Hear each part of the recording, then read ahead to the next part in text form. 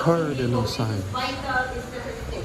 But what we are talking now is vital signs or cardinal signs. May mga wala pa.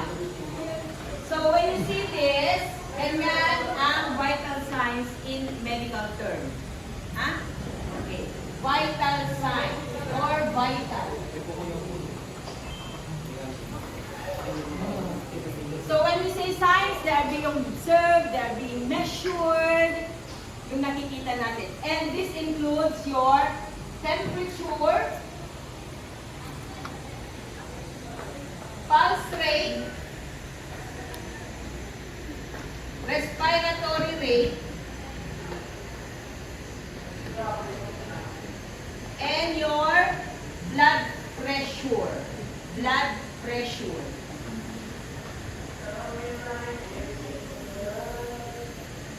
Okay. So let's start with temperature. The detailed discussion of this will be forwarded to you later on. You just have to listen. Kaya hindi kayo magsulat, ipo-forward naman limang una sa inyo. Okay, when we say temperature, this is the balance between heat loss and heat loss from the body. And the heat regulating system is the hypothalamus. Okay. So, the normal temperature is 37 degrees centigrade. So, there are different, what do you call this one, instrument used in taking temperature. Okay, this is your digital thermometer. So, this is what I need during your written demonstration. I want you to, hindi ko naman sinasabing pahirapan, but I want you to be using this instead of this infrared thermal thermometer. You get me? Need this one. Not necessary that you will buy. If you can borrow from the level 2, level 3, level 4, it's better. However, when you will have your duty later on after your cabin cleaning and candle lighting ceremony, then you need to have one.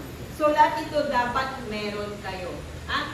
Ito na po ang gamitin nyo or pwedeng ito ang gagamitin nyo. You get it. So ito walang, naging uso ito during COVID-19 because you should never touch your patient before. So this is for ear and forehead. You just have to point it on your patient para brilliant and then lalabas na ang temperature. Or you can also point it on the ear and then lalabas na ang temperature. Infrared or thermal thermometer. We also have tympanic. So when you say tympanic, you need to insert it on the patient's ear. We have probe here. My probe, P-O-R-B-E. Okay, ito po yun, oh. Okay, oh. Parang meron siyang cover. Okay. Hindi pwedeng you are going to insert it on the patient's ear na walang ito. And this should be changed every patient. Hindi pwede na first patient, second patient, third patient, fourth patient. What if there are earwax? Wet earwax. What if the patient has otitis media? Utoy. Ulo. So, hindi pwede. So, for every patient, papalitan nyo ito. Ha? Yung pinaka-cap. Cap, parang cover niya. Ha? Okay. Yan. Wala na. Then, ito na nga yung isa. Ha? Okay. So, this is what I want you to use during your written demonstration. Okay. So, ito po yun. You just have to click it, o lalabas na, and then you have to insert it on the arm, underarm, or armpit. When inserting this, okay, ask permission from your patient. Because when you don't ask permission and you just touch your patient, halimbawa, Madam, Mr. Ganon, that will constitute battery. So when we say battery, parang you are not asking permission and then you touch your patient. You might be sued by the patient. You get me? Huh? Okay. And then when you insert this one, you have to insert it on the hollow portion of the armpit. So when we say hollow, ito yung naka-curve. At the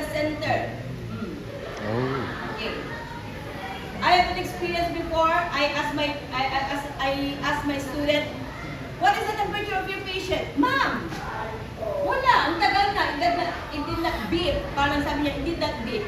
Why? It's because when she placed the thermometer, nakaganito po siya.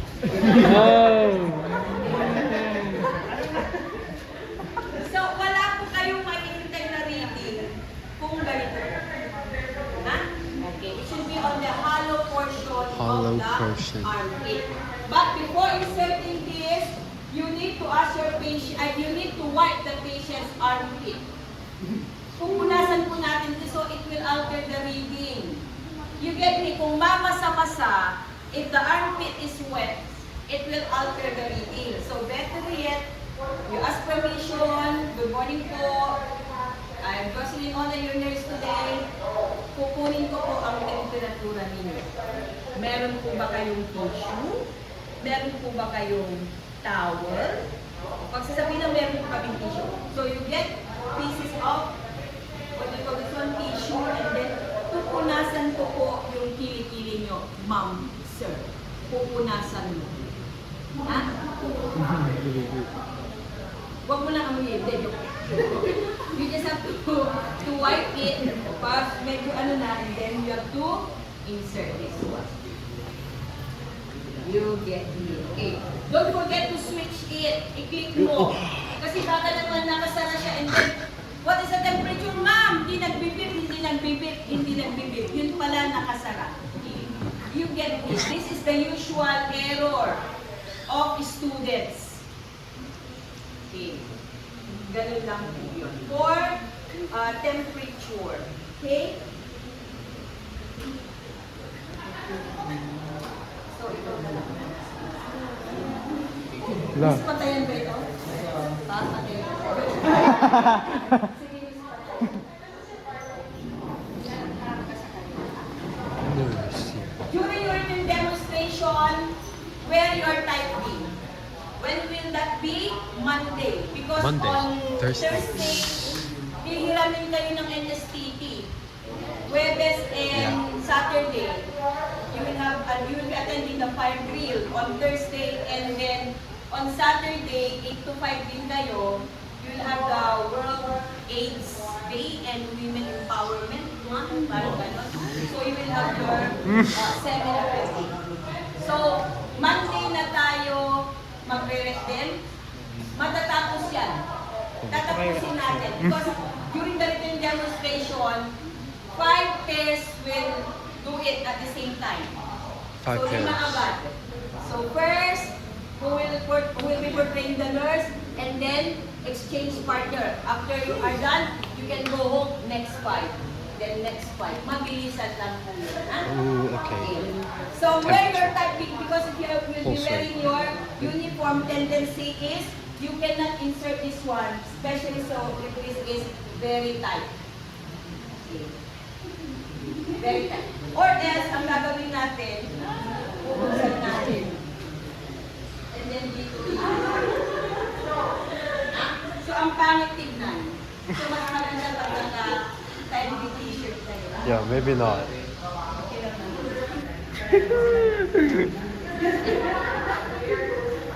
So, ganun mo yun. Okay. Let's film outside. Next is the pulse rate. Okay, let's go outside. So, pulse rate, or parang it is kind of like heart rate. Okay. So, there are many pulse points where you can actually count for the pulse rate. But we are using the radial pulse. Radial pulse. Okay? So, try to palpate it. So, when you palpate for the pulse rate, make use of your 3 fingers. 3 fingers. Try to palpate it. Meron ba kayong nararamdaman? Ha? O kung wala kayong nararamdaman, wala kayong pulso, patay na kayo. Dito, oh. Meron na hawakan, may napapalpate. Okay. Diyan naman yan, ha? Never use your thumb in counting for the pulse rate because your thumb also has a pulse. May pulso ito, kaya hindi pwedeng ganyan ka. So, 3 fingers. arm should be in a prone position, nakaganyan, and then ganito ka magbibilang. 1 full minute. Don't be lazy. Even if you have many patients, say for example, you will count it for 15 seconds, multiply it by 4, never do it. You have to count for 1 full minute. You should have a watch with second hand. Hindi pwede yung mga uso ngayon na ano kayo pagkatapos bibilangin nyo na lang kayo. Watch with second hand po ang gagamitin natin. And then 1 full minute. Okay. The normal pulse rate is 60 to 100 beats per minute. 60 to 100 beats per 60 minute. to 100. Beyond that, we call it tachycardia. Tachycardia. Okay. Below it, Brady. we call it bradycardia. Alright. However, Higher with is tachycardia. Yes. pag mataas, Lower. Tachy means faster. hyperthermia. And the lower. Pag Brady. below, Brady. hypothermia. Huh?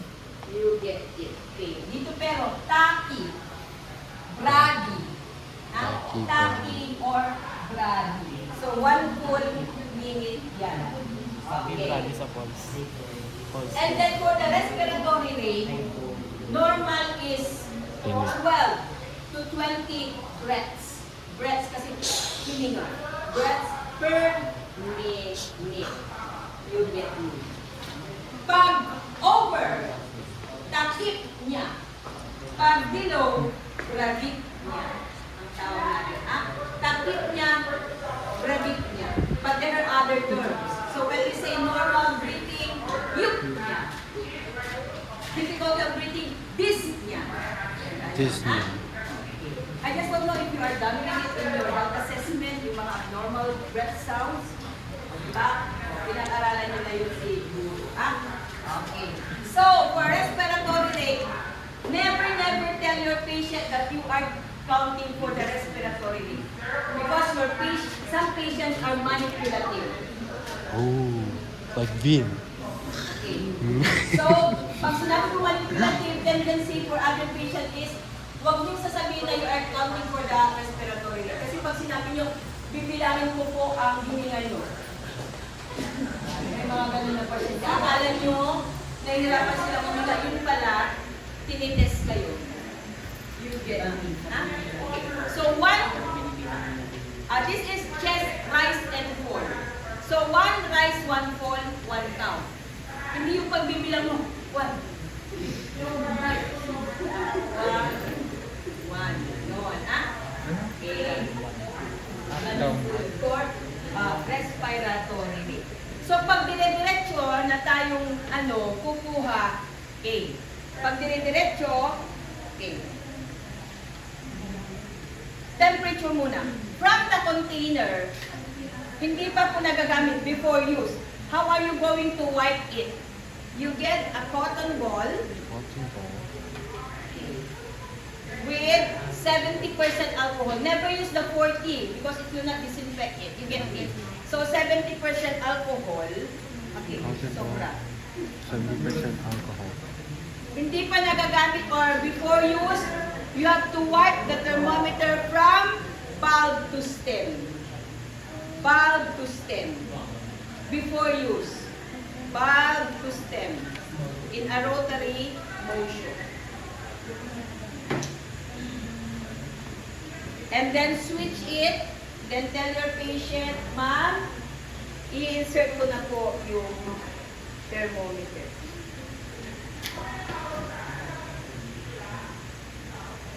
So while waiting for the thermometer to beep, what do you call this one? Proceed with counting for the pulse. 1 full minute. Then pulse. Grabe. Kulang. At the same time. If the thermometer beeps, hayaan mo. Hindi na yan mag-a-add ng reading. You get me? So if it beeps, continue counting for the pulse rate until 1 minute. The usual practice of student is this. Nagbibilang. Tapos beep, beep, beep. Ay. continue with counting the pulse rate. Assuming tapos na. And then that's the time you remove it. You get it. Don't be interrupted by the beep of the thermometer. So, remove it at eye level. You have to read it. Eye level. Okay. And then, after use, this is how you are going to wipe it. Kanina, before use, bulb to stem.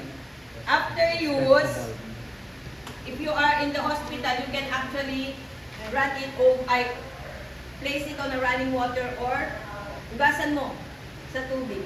And then, cotton balls with 70% alcohol, this time from stem to bulb. Stem to bulb in a rotary motion, and then wrap the bulb with the cotton ball para ma-disinfect. And then, hayaan mo muna, ilagay mo lang dyan. Okay. Proceed with counting for the respiratory rate. I told you a while back that do not tell your patient that you are counting for the respiratory rate. So how are you going to do? With your hand still on the radial pulse, place it on the patient's chest. And then count for the respiratory rate. Huwag niyong sasabihin, do not tell your patient that you are counting for the respiratory rate. Kaya nga ganito ang technique natin. After counting for the pulse rate, ilagay niyo na agad dito. However, the usual practice in the institution or hospital, if your patient is female, female nurse. If the patient is male, male nurse. However, if there are no available male or female, then do it. However, pag ikaw ay lalaki, babae yung pasyente, at ba maganda, si Ivana Alawi, si Jasmine Curtis Smith, Heart Evangelista, Maria Rivera.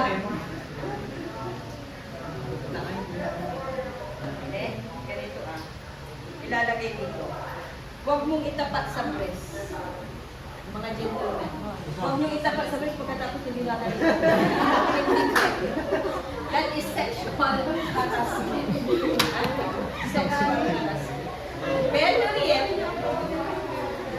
mga gentlemen, better yet, para hindi kayo maakusahan ng sexual harassment, do not place it on the chest.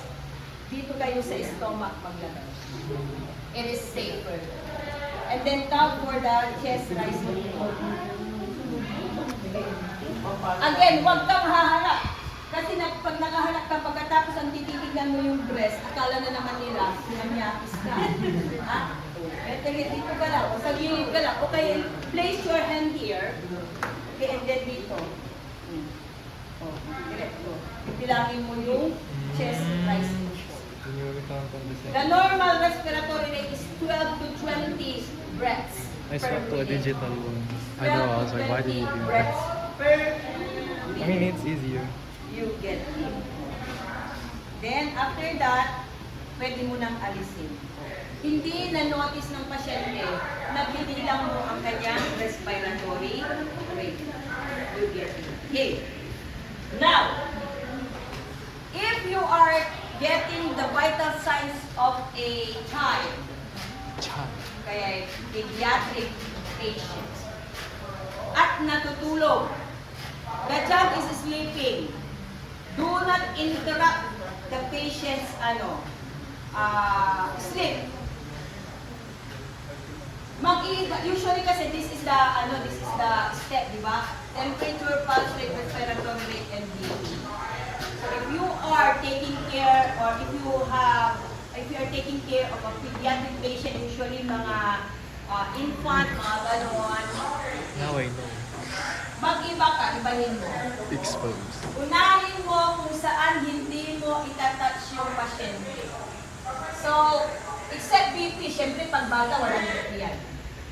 Ano sa palagay nyo ang uunahin yung bibilangin sa bata? Ha? Yung hindi mo siya itatouch.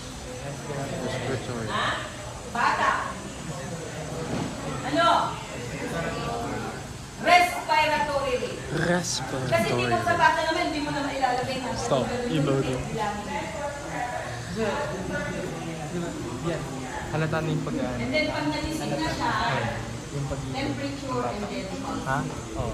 Usually, pag infant, you need to count for the apical pulse. Pag bata, infant. Hindi mo yan mabibilang dito sa radial pulse. So, apical pulse. So, nakay kayong pasyente, bata. Okay. No need for you to remove the dress. Okay. Pwede mong itapat yung make use of stethoscope when counting for the apical pulse. Ha? And then assuming ito yung bata, and then left breast. Sa baba ng left breast. And then, be sure this is open. Okay. Naka-open siya. Ipo-close mo ito. If not in use, close. Pag you're going to use it, open. And then i-test nyo. May maririnig kayo. And then, place it on the apical pulse. Okay. And then, ganyan mo. And then, count for 1 full minute. Iba ang pulse rate ng bata sa adult. You get me? Mataas siya, huwag mabibigla. Usually mga 100, 130, 140, normal for infants. You get me? But for adults, it is 60 to 100 for the pulse rate. Okay? Next, for the BP,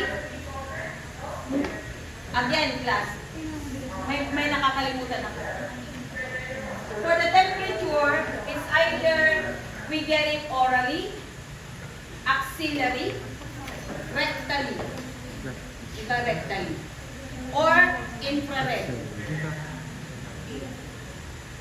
The easiest way for you to get it is the infrared. However, again, if you will be assigned in the nursery, kakapanganak ng pasyente ninyo, you need to take the temperature rectally. Rectally. Why? In order to determine if there are abnormalities. Kasi in some cases, there are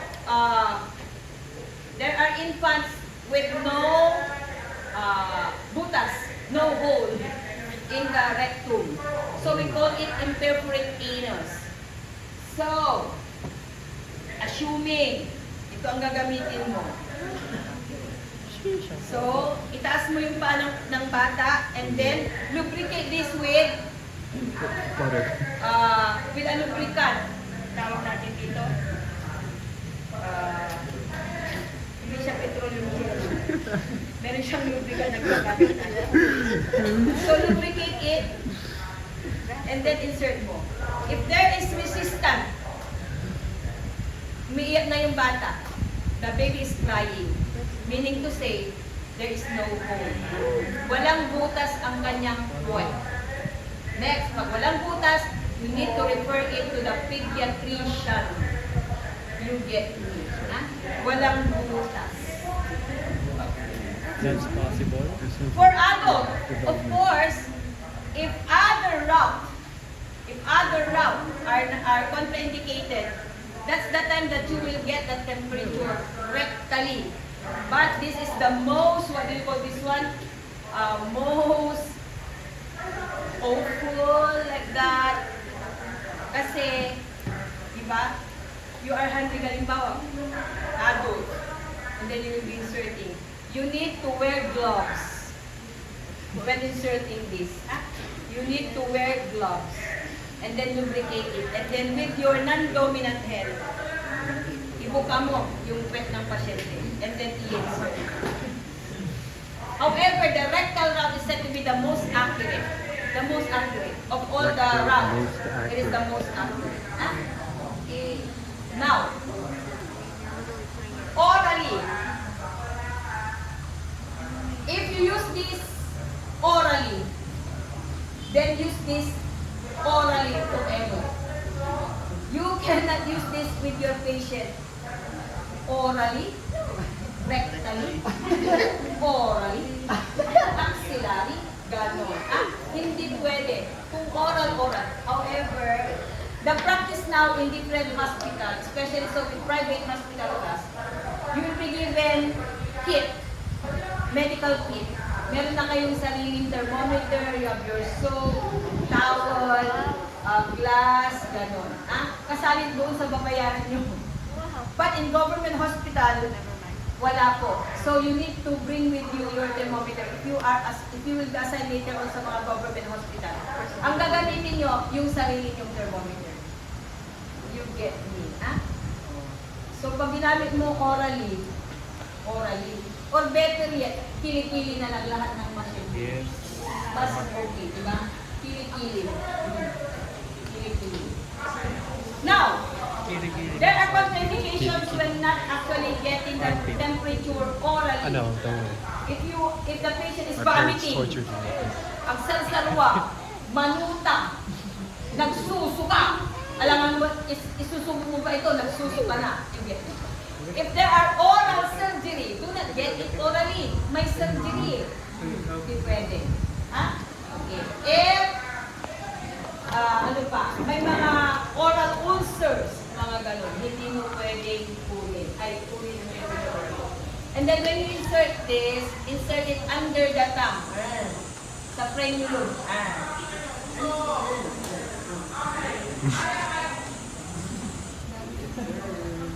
Hindi mo basta ilalagay na. Dito lang. Sa frenulum. Okay? Axillary, Hollow. do not get it if there are ulcers also. Oh. May axillary surgery. May mga piksa sa kilikili. Hindi mo rin pwede. Oh. Of course, rectally, do not get it if the patient is having LBM or loose bowel movement or diarrhea. No, the doctor said that I will get it rectally. So I will insert it even if the patient has loose bowel movement. No. Do not insist. However, with the advent of technology, ito na ngayon ang pwede nang gamitin I ng have touch. those. Easier. Sasabihin ko lang. Hands up. Whoa, he wasn't ready. Ganun ko lang, di ba? Mas madali. Thanks to COVID. Kasi nagkaroon tayo ng mga gadgets na ganito. You get me, But you cannot actually point it, halimbawa kay Mr. Kusame, and then makukuha mo. Malapit na. Heads and ears. Ganun lang. Stick Pero him up. sabi ko, hindi ko gusto itong gagamitin nyo, but rather the digital thermometer. Saan na yung digital thermometer? Ito. It doesn't mean na bibili kayo. Kung wala pa kayong pambili, bago. Especially so itong mga BP. This is the pulse oximeter. It made also the life of nurses easier during the pandemic. However, I want you to do it the long way. Bilangin mo, magbilang ka. Although pwede ito, pero gusto ko magbilang kayo. Ito napakadali. Just have to place it on the patient's thumb or mga fingers, Kasi you're and wearing a after watch. 2 seconds, may reading ka na. Pero sabi ko nga, I don't want you to be using this during the record. I want you to do it the long way, magbilang ka. Ganun lang. Use his phone. Pero pag mag-duty na kayo, If pwede nyo you're gamitin. targeting from here. Parang it is a must for student nurses to have their Bro has a lineup. And then, This is my Now, lineup. BP, Use the bone here. this mine. blood pressure. So parts of the blood pressure apparatus, this is your cuff, C-U-F-F. C-U-F-F. Cup. This is your gauge, gauge. Gauge. This is G-A-U-G-E. your pump. Pump. P-U-M-P. For the Stethoscope. S-T. Ano? THO. Paano may kakabit rin dito? Stethoscope, earpieces. This is your earpieces because you're going to insert it in your ears. And then, of course, this is the tube. Okay, this is your diaphragm. Bell. Bell. Diaphragm. Bell. Again. When placing the BP cup, it should be at the level of the heart. Level of the heart. Ito medyo mababa. Okay lang. Or better yet, the patient is lying on bed. Mas maganda. Kasi it should be at the level of the heart. Now, if you will be assigned in the community at walang lamesa, walang ano, okay, how are you going to get the blood pressure? Should be at the level of the heart. Pag walang upuan, ilagay mo yung kamay ng pasyente sa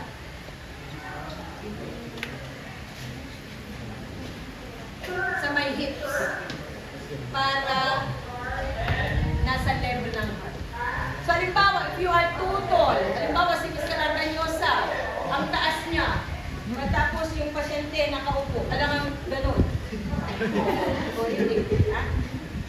So, mag-a-adjust kayo, ha? Pag malaki kayo, mag-adjust kayo, bend. Ganyan, ha? Okay. Not too high, not too low. Kasi false reading ang makukuha natin, ha? Okay. So, let us now apply the BP cup. When applying for the BP cup, usually ang ginagamit natin left hand. Kasi the left hand is set, the heart is located on the left. So, para ang sabi nila, mas maganda kung kukunin nyo sa left. Okay. So, dito maganda kasi nandito yung ano. Okay? Remove your watch. Is patayan. When placing the cup, place it 2 finger breaths from the antecubital fossa. This is your antecubital fossa. Ha? Okay. So, ante, ang tawag nyo dito? Uncle. Very good. Ha? Joke. Delete it. Ante, uncle. Ha? Minus. Ganun lang yun. Ante, uncle. Ay, hindi lang. Parang sukat na yan, Fred. Hindi mo iipitin. Sukatin mo lang siya. Hindi. Pag maliit kayo, ante ang tawag sa inyo. Pag maliit kayo, ante. O kaya ay uncle. Anong ibig sabihin ng ante? Ay, Mr. Bravo, you are too early for your next class. Sabi sa nakawin, ngayon na lang. Bakit eh? Saan ka nagaling?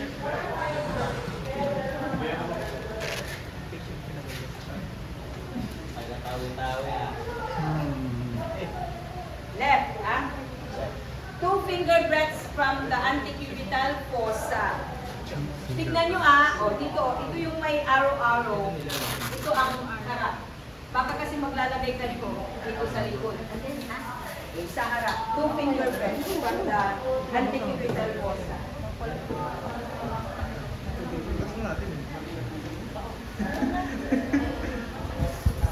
Should be snugly. You have to apply it snugly, not too tight, not too loose. And then, yung gauge, dito.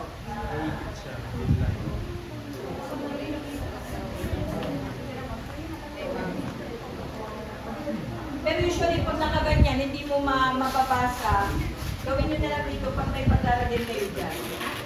Okay, and then that up.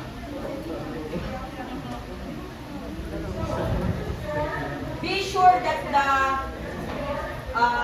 adjustment is close. Kasi if it is open, you cannot pump it. Kahit anong gawin mo, hindi yan tataas. Hindi tataas. So, close it.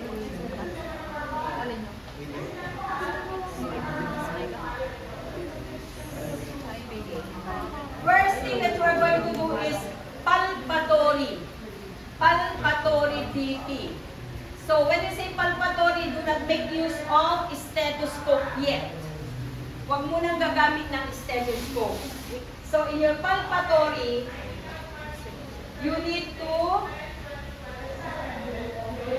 locate for the brachial pulse. If you have located your brachial pulse, okay. Mag-pump ka ngayon.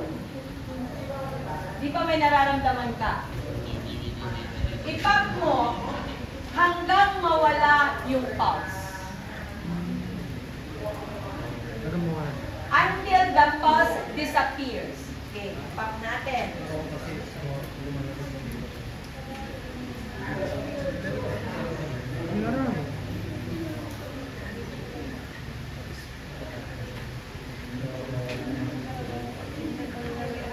So, nawala yung pulse rate sa 110. Ngayon, get your stethoscope. Ano yun, ano pa siya? 110, huminto. Ngayon, pag gagamit na kayo ng stethoscope,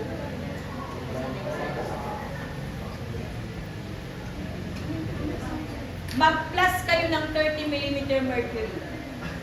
So, pulse disappears at 110. So, ngayon kung magpapam ako, hanggang ilan ko ipapam? Ha? 140. Ha? O, and then bilangin mo na.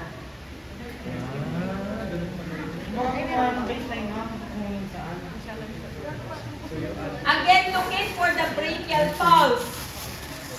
Hindi mo basta-basta ito ilalagay. Locate for the brachial pulse. Yun. Ang lakas. Again, common errors of student. Tinitingnan ko, ba't ang tagal? Akala ninyo may maririnig kayo dyan. Wala. Kasi, di ba ilalagay nila pagkatapos. Wala kayong maririnig. Ha?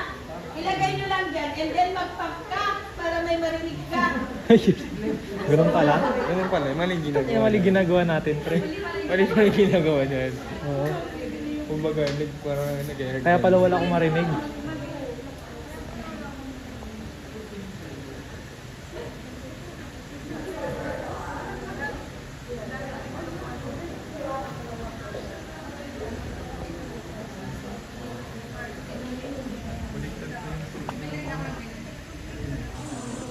Now, Talikod. if you did not get the reading, do not pump. Ba't ganito? Usual practice again of students. Hindi narinig. Ipapakulit, masakit po yun, magagalit yung pasyente nyo. Pababain mo sa 0. And then after 1 minute, saka ka ulit mag-pump. Do not pump na nandoon pa sa gitna, ah? Masakit. Pagagalitan kayo ng pasyente yung kuya. So, ilagay mo muna sa 0 and then pump again. So, ang BP ni ano is 100/70. Kaya sabi ko medyo anemic ka. But mind you, normal BP is for systole, yung systole, yung nasa taas. The denominator is the systole.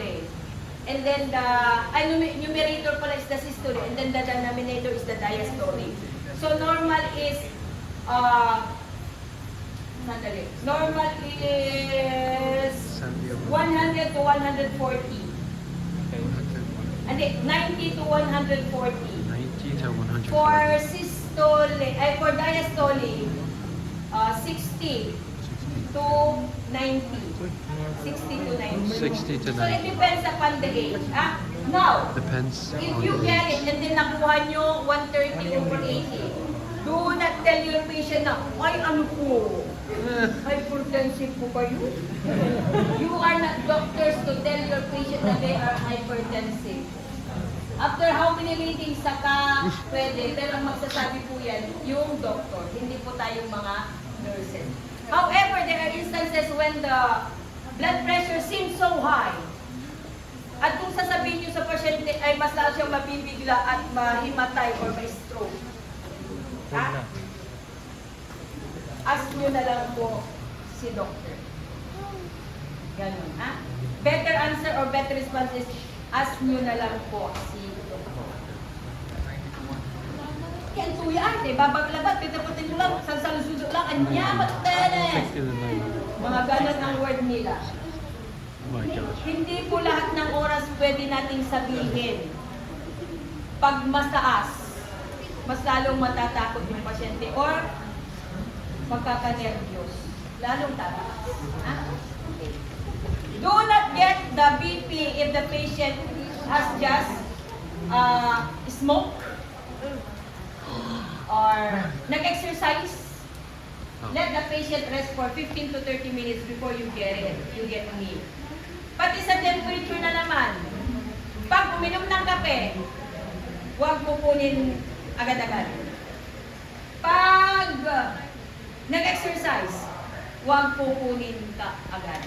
Kasi, expect natin mataas ang makukuha natin. Ha?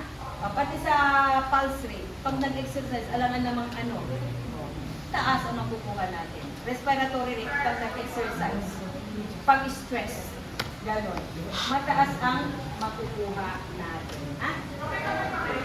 So, gano'n po. Now, if you don't want to do yung palpatory, you can proceed na kaagad with the usual. Ha? Titignan mo na lang kung ilan ang makukuha. I usually, during the written demonstration, pag mataas ang nakuha nyo sa classmate nyo, pinapaurin ko. Repeat it after 15 minutes. Ganun ang sinasabi ko. Kasi bakit mataas? O talagang mataas ang BP ng classmate nyo? Si Mr. Bernatria, hindi ka ba high blood? Hindi. Mr. Bravo, hindi ka ba high blood? Tignan natin sa written demonstration. Baka kasi matataas ng mga Okay, thank you, Ms. Patayan. Okay. And then, after use, huwag kang kalimutan, kahit na ikaw ang gumamit, you need to wipe it. Kasi pwedeng hiramin ito ng ibang tao sa inyo, ha? So, may katanungan, may bumabagabag pa sa ating isipan? Wala na. You wear your tight t-shirt. Monday. Kahit na Monday, hindi ako Monday. magagalit. Kasi Let's practice. mahirap pag nakaganyan. Sunday. Okay, so that will be Monday, matatapos natin. Tuesday, I will demonstrate parenteral na. Para Thursday, retem na tayo ng intradermal and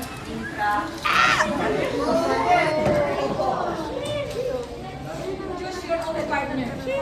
Let's go. Let's get this. Damn me up. Yeah. Ay, dalawa ulit.